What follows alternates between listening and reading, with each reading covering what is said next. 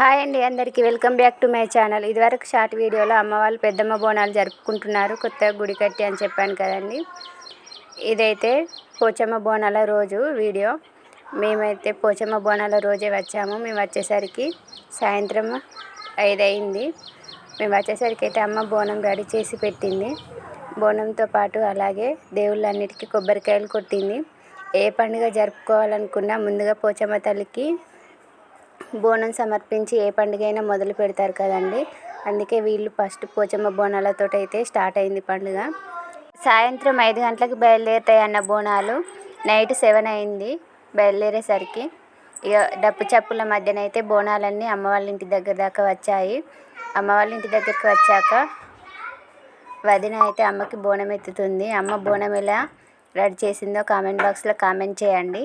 ఇలా డప్పు చప్పుల మధ్య డ్యాన్సులతో అయితే పోచమ్మ బోనాలు బయలుదేరాయి. ఇలా పల్లెటూర్లలో ఏ పండుగ అయినా చాలా బాగా జరుపుకుంటారు. పోచమ్మ బోనాలు కానీ, బతుకమ్మ సెలబ్రేషన్స్, దసరా, ఈ పండుగలు అయితే చాలా బాగా జరుగుతాయి. పండుగలు ఇలా జరుపుకోవడం మీకు ఎంతమందికి ఇష్టమో కామెంట్ బాక్స్లో కామెంట్ చేయండి.